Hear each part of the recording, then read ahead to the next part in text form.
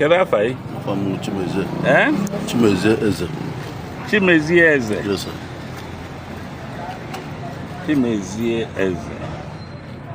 So, what's the story? Chimezie Bonye Ebe? I'm on Imo State in the Delta South. Ebe? Lekwo Kanano? On Imo State in the Delta South. Imo State? Yes, sir. In the Delta South. Delta South village? Umuobom. Eh? Umuobom. Umuobo? Umuobom. Umuobom. And the name of the family in Umuobom beginning? What is the name of the family in Umuobom? Eze. Eze. What is your work? Driving. Kevin Alo? Nanya motor. Then, when I drive your motor, Kevin Alo? In a motor. I'm Nanya motor. Just a bit of now, Jackie, where is this our agile neighborhood?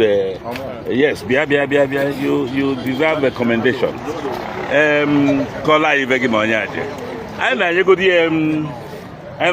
We are commending you seriously. Because if it is not for you, your friend will have lost his car. Come and let them see the car you stole this morning. Come out from there. So you tell us just how it happened for the benefit of the listening public. Okay. Let's start with your name, sir. I'm Chimezie. I'm Onyuguta. Very good.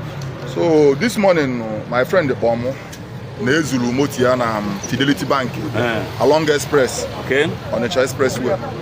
So okay, that Fidelity Bank in the side of Yambo. Yes. Very good. So we are not there, and BJ alignment there. So unfortunately, didn't about it towards Nkpor Junction. So I don't have food motor. So see here motor, my friend. Let me got the brief. So see here motor, my friend. So move double close. The young Mechapo. Move there. Then I on the way towards our phone call. Young look our ladies. Divert. The move towards Onyori. So also I call about the move and follow bomber to bomber. So no, it's Onyori. Unfortunately, the fuel are going to run at the motor. Only to come about machine or machine or to know Arabia or what to pass here. Then call about just more attention is there. Then a work glass motor. Well, we want to commend you. This is the type of thing actually.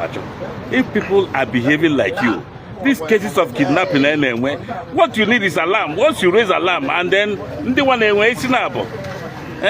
something must kill a man and you stood your ground and said this one will not happen. Your friend's car will not be stolen and you recover this car. God bless you. So now, that's your work.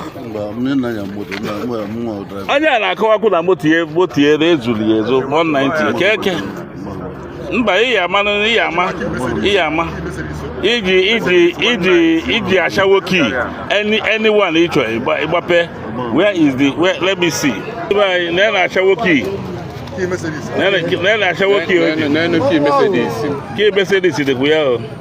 And what a key now, driver. I shall walk key. Anya could you may word the car. 190.